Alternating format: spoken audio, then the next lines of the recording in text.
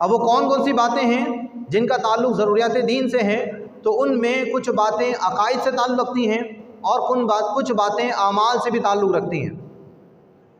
ज़रूरियात दीन के वो बातें जो अकायद के कबीले से हैं, अकायद के कबील से हैं, वो इंशाअल्लाह उनमें से कुछ बातें आपके सामने ज़िक्र करेंगे कि उन पर यकीन और एतक़ाद हम तमाम के लिए ज़रूरी है। उनमें से पहली बात जो उलमा ने ज़िक्र की वो ये कि अल्लाह रब्बुल इज़्ज़त एक है। उसने फरमाया भी कुल हुवल्लाहु अहद, वो एक है। तो अल्लाह रब्बुल इज़्ज़त को एक मानना ये ज़रूरियात दीन में से है। इसी तरह उसकी ज़ात व सिफ़ात में किसी को शरीक न ठहराना। उसकी ज़ात में शिर्क करने का मतलब क्या है? अल्लाह ताला के अलावा किसी और को भी माबूद मान लिया जाए, किसी और को इबादत के लायक तसव्वुर कर लिया जाए, ये भी शिर्क है। अल्लाह ताला के लिए औलाद साबित मानना, ये भी शिर्क है। अल्लाह ताला के अलावा किसी और को वाजिबुल वजूद मानना, ऐसा मानना कि इसका वजूद कायनात के लिए ज़रूरी है या इसी वजह से तमाम कायनात हैं, तो वो अल्लाह रब्बुल इज़्ज़त की ज़ात के साथ किसी को शरीक ठहराने वाला है। या फिर अल्लाह रब्बुल इज़्ज़त के अलावा किसी को कदीम मान लें। कदीम का मतलब ये है कि जिसका कोई आगाज़ ना हो, जिसको हम आसान से अल्फाज में कहते हैं जो हमेशा से हो। तो अल्लाह रब्बुल इज़्ज़त की ज़ात ही वो ज़ात है जो हमेशा से है। अल्लाह के अलावा कोई ऐसी चीज़ नहीं है जो हमेशा से हो। हर एक चीज़ को अल्लाह रब्बुल इज़्ज़त ने पैदा किया। पैदा होने से पहले वो चीज़ नहीं थी। आप और मैं अगर कुछ साल पहले चले जाएँ तो हम नहीं थे। इसी तरह दुनिया में पाई जाने वाली एक एक चीज़ अपने वजूद से पहले नहीं थी, उसको बनाया गया तो वो वजूद में आई है। और इन तमाम तर चीज़ों को पैदा करने वाली ज़ात अल्लाह रब्बुल इज़्ज़त की है। तो अल्लाह ताला के अलावा किसी और को अगर कदीम माना जाए तो गोया कि ये अल्लाह ताला की ज़ात में शिर्क करना है। इसी तरह अल्लाह ताला की सिफ़ात में शिर्क करना, ये भी कुफ्र है और ये भी शिर्क है। अल्लाह ताला की ज़ात सिफ़ात में किस तरह शिर्क होगा? जिन सिफ़ात के साथ जो सिफ़ात अल्लाह ताला की हैं, उन सिफ़ात में जो खूबियाँ हैं, तो अल्लाह ताला की सिफ़ात जिन खूबियों से मुत्तसिफ़ हैं, उन खूबियों में से किसी एक खूबी को किसी मखलूक के लिए मान लेना। अब अल्लाह ताला की सिफ़ात किन किन खूबियों से मुत्तसिफ़ है? उनमें से पहली खूबी ये है कि अल्लाह ताला की जितनी सिफ़ात हैं वो तमाम की तमाम ज़ाती हैं, किसी की अता करदा नहीं है। अल्लाह ताला का इल्म ज़ाती है, किसी का अता करदा नहीं है। उसके तमाम तर औसाफ उसके ज़ाती हैं, किसी के अता करदा नहीं है। और अल्लाह ताला के अलावा कोई ऐसा नहीं है जिसके औसाफ उसके ज़ाती हों।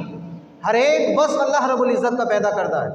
कायनात में पाए जाने वाली हर ज़ात को अल्लाह रब्बुल इज़्ज़त ने जो सिफ़ात दी हैं वो तमाम तर सिफ़ात अल्लाह ताला की अता करता है। हर एक की ज़ाती, हर एक की सिफ़ात अताई हैं। सिर्फ़ ज़ाती जिसकी सिफ़ात हैं वो अल्लाह ताला की ज़ात है। इसी तरह अल्लाह ताला की जितनी सिफ़ात हैं वो लामहदूद हैं, उनकी कोई लिमिट नहीं है। इसी तरह वो फ़ानी नहीं है, वो ख़त्म होने वाली नहीं है, उन पर हलाकत तारी होने वाली नहीं है। और जितनी सिफ़ात हैं सब की सब कदीम हैं। जिस तरह अल्लाह ताला की ज़ात कदीम है, इसी तरह उसकी सिफ़ात भी कदीम है कि वो भी हमेशा से हैं। जैसे अल्लाह ताला की ज़ात हमेशा से है, इसी तरह उसकी तमाम तर सिफ़ात भी हमेशा से हैं। तो ज़ात व सिफ़ात को शिर्क से पाक मानना ये ज़रूरियात दीन से है। ज़ात में शिर्क कैसा होता है उसका मैंने मुख्तसर अंदाज में आपके सामने बयान किया। सिफ़ात में शिर्क कैसा होता है वो आपके सामने बयान किया। इसी तरह अल्लाह रब्बुल इज़्ज़त का बेऐब होना ये ज़रूरियात दीन में से है। अगर कोई अल्लाह ताला को किसी भी ऐब से मुत्तसिफ़ मानता है कि अल्लाह ताला में माज़अल्लाह ये ऐब पाया जा रहा है तो मुसलमान नहीं हो सकता। तो अल्लाह रब्बुल इज़्ज़त को बेऐब मानना ये इस्लाम में दाखिल होने और इस्लाम में कायम रहने के लिए ज़रूरी है। अगर इस सिलसिले में कोई भी ज़रा बराबर तरद्दुद करता है तो उसका इस्लाम से कोई ताल्लुक़ नहीं है। तो मानना पड़ेगा कि हमारा जो खालिक है, हम जिसकी इबादत कर रहे हैं, हम अपनी पेशानी जिसके लिए हाजिर कर रहे हैं, वो तमाम तर उयूब व नकाइस से पाक है, उसमें किसी भी किस्म का कोई नक्स नहीं है। इसी तरह वो हवादिस से पाक है। हवादिस हर वो चीज़ जो बाद में पैदा होती है, अल्लाह रब्बुल इज़्ज़त की ज़ात उससे पाक है। तो उसकी ज़ात भी कदीम है और उसकी तमाम तर सिफ़ात भी कदीम है, उसका इल्म भी कदीम है। उसका भी कोई ऐसा नहीं है कि पहले नहीं था फिर बाद में हुआ है। तो अल्लाह ताला हर एक चीज़ को इब्तिदा से ही जानता है, हमेशा से ही जानता है। इसी तरह तन्हा इबादत का मुस्तहिक अल्लाह ताला की ज़ात है। अल्लाह ताला के अलावा कोई और इबादत के हकदार नहीं है। अल्लाह रब्बुल इज़्ज़त के अलावा कोई और इस काबिल नहीं है कि उसकी बारगाह में सजदा किया जाए। नबी पाक अलैहिस्सलातु वस्सलाम से सहाबा ने इस्तिफ़सार किया, या रसूल अल्लाह, हम फ़ुला जगह से होकर आ रहे हैं, हमने देखा कि लोग अपने जो हाकिम था, जो सरदार था, उसको सजदा कर रहे थे।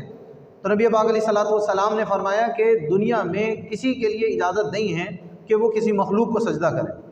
अगर किसी के लिए इजाज़त होती कि वो किसी को सजदा करे तो आपने फजीलत बयान करते हुए फरमाया कि फिर औरत को हुक्म होता कि वो अपने शौहर को सजदा करे।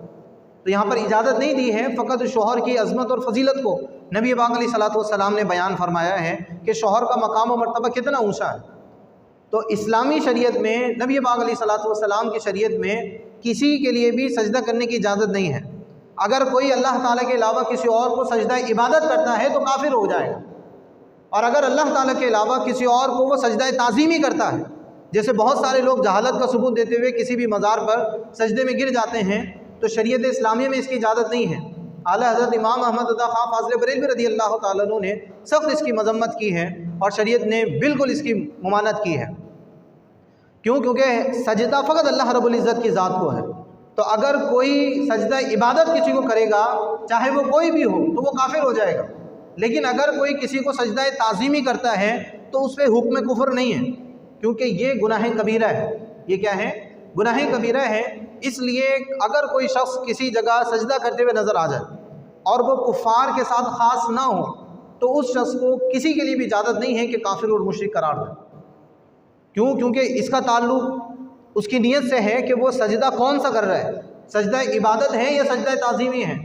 अगर ये जाने बगैर किसी को किसी ने काफिर कह दिया, किसी ने मुशरिक कह दिया, तो ये चीज़ खुद उसके गले में आ जाएगी।